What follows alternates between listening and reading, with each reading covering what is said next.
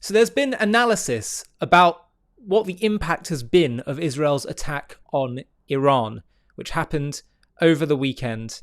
And I want to read to you the words of Melanie Phillips, where she unpacks why she thinks this is a significant fork in the road. She's written in her Substack that she said the Israel strike has revealed a new strategy that's beginning to unfold now. And I want to read to you journalist and author Melanie Phillips' words because they're really insightful. And she wrote this just after the attack was carried out by Israel, the day after.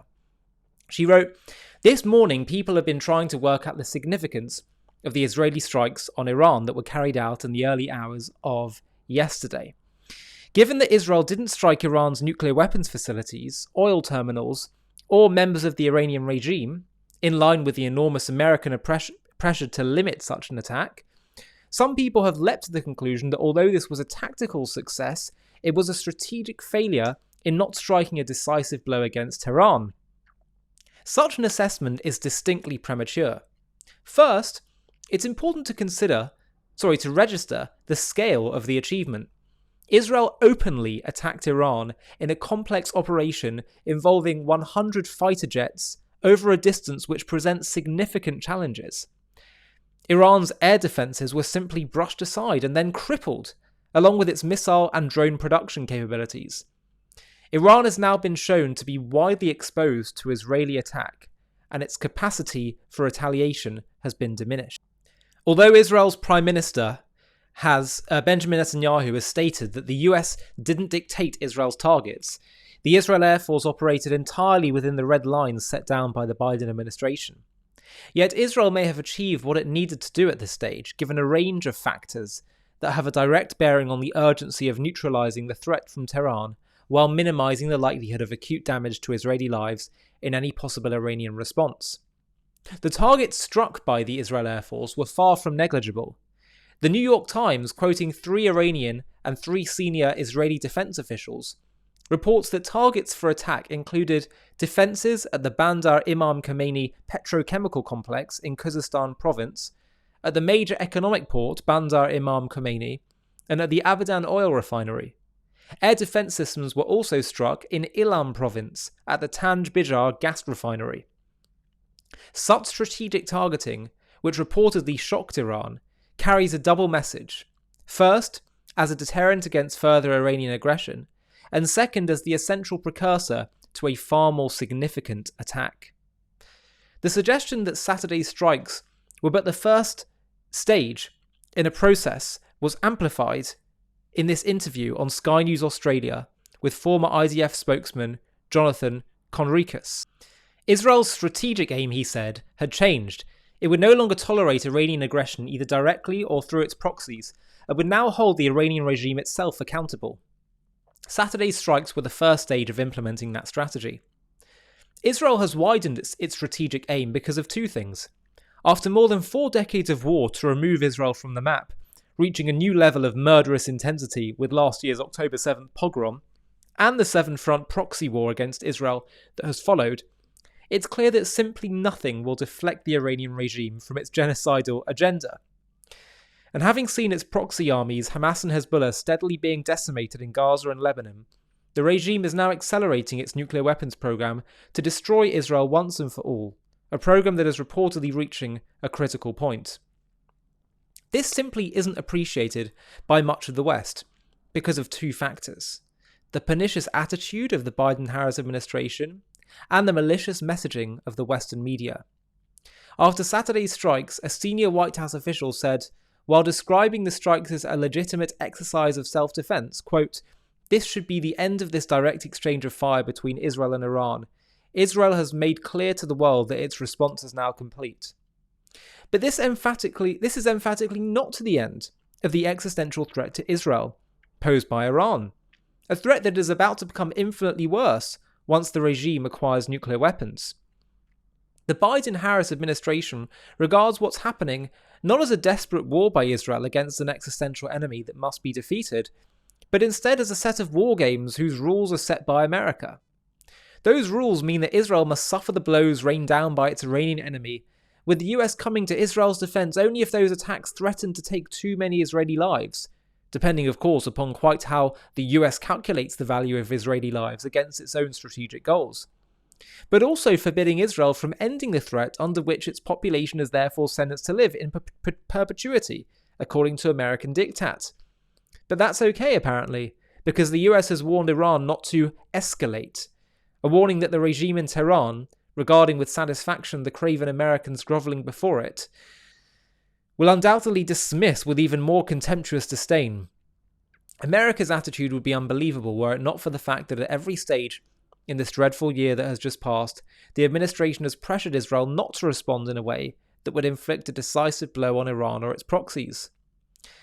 And then there's the part played by the Western media in misleading the public about the war that Israel is being forced to fight.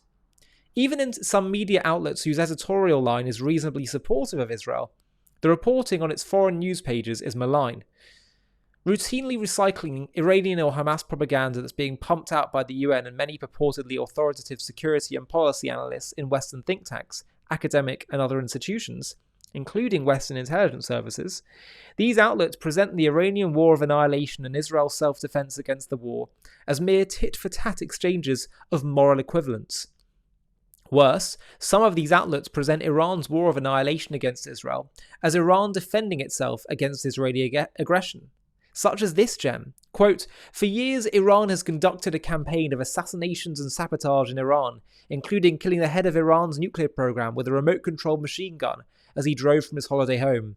Iran has in turn attempted attacks including covert operations and cyber warfare in Israel." According to Brigadier General Amir Avivi, head of the Israel Defense and Security Forum, a group composed of robust Israeli military and security analysts, the US election on November 5th is a crucial factor in Israel's next moves. I have to just say, by the way, that quotes that she said from the media, making this equivalent with Israel does this, but Iran does that. It's so sick. It's exactly as she said. It's like there's war games between two legitimate sides. No, you've got one genocidal, modern-day Nazi-esque side of Iran, and you've got one group of people who are simply living in their valid, God-given, ancient homeland, and they're just simply trying to live and welcome peace with Iran, should they wish to have it. Anyway, back to the US election, Phillips writes that if Donald Trump becomes US president, and if, a second big if, he were to put America at the head of a coalition to destroy Iran's nuclear program, says Avivi, such a coalition could achieve that outcome in a matter of days. If, on the other hand, Kamala Harris wins the election, and America turns unequivocally hostile, or if Trump isn't willing to participate, Israel will have to go it alone. This would take longer, would doubtless involve different tactics, and would be far more difficult. But Israel would do it nevertheless, because it has no alternative. In fighting the West's most lethal terrorist enemy, Israel is of course doing the West's dirty work for it, in response to which Israel's perfidious allies have shown their appreciation in a mighty strange way. In the US, the Biden-Harris administration has withheld from Israel essential weapon supplies and threatened to throw it to the wolves at the UN. In Britain, Sir Keir Starmer's Biden-Harris mini-me government, following its partial arms embargo against Israel, has now threatened to assist the International Criminal Court in its lawfare attack against the Jewish state by making available to the ICC information gathered by RAF surveillance flights over Gaza that were ostensibly undertaken to help search for the Israeli hostages. In fighting Iran and its proxies in this seventh front war, Israel is sacrificing its own young people, so many of them the country's best and bravest, who are devastatingly continuing to fall in battle. In response, the young in America and Britain are expressing their own gratitude for thus being enabled to live in civilian safety by screaming that Israel is committing genocide and chanting for its destruction. In deeply traumatized, heroic and steadfast Israel, it's impossible to exaggerate the disgust being felt at such Western decadence, demoralization, and the will defeat of civilization. Again, that's the brilliant and poignant words of Melanie Phillips, who always captures situations so articulately and poignantly.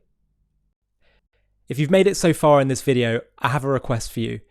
JTV has been having a really big impact in spreading the truth about Israel and creating positive associations with the Jewish people, Judaism, and Israel. We've really grown a lot, particularly in the last year, and we're having a really significant impact, both for Jews and non-Jews. But I really want to take JTV to the next level so we can start to compete with the other big online media beasts that are often peddling anti-Israel content. And the way we're going to do that is to scale even faster. So I'd love to build a team where we have other presenters doing shows like me. Let's start doing documentaries, supplementary content, animated content, etc., etc. And to do that, I'd like to build a bit of a team. So what we're going to do is we're going to do one fundraising day, just one, where we try and build up some funding in order to fund such a team. Now, to do that, it's going to obviously require people to get involved. And I'm wondering if you would consider, if you're watching JTV content and appreciate what we do and want to help partner with us in taking this to the next level and spreading the truth farther and wider than ever before, I wonder if you'd consider partnering with us simply by running a mini page on the fundraiser that we do, where you just reach out to your contacts on that day that we choose to fundraise and see if they'll all chip in. If you'd be up for doing that, of which I would be so grateful, then please click on the Google form link in the video description of this video, where you can simply just put in a few contact details. It'll be a very small commitment, as I say, literally just one day that we'll all agree upon as a collective community. But the impact is going to be so big. There's such strength in numbers. If we all pull together and do this, we can take this to the next level. And as I say, all of us can partner together in bringing and spreading the truth to the whole world. So please do consider clicking on that link, filling in the form, and I'll be in touch very soon to talk about the next steps. Small commitment, but a big impact. Hi, thank you so much for watching. To watch another one, click here. To stay up to date with all our content, click here to subscribe. And if you're able to, you can help support JTV to grow and grow by clicking join below this video, where you can become a member and get perks including early access to videos and private live discussions with me. But most of all, you'll be partnering with us on our mission to change the world.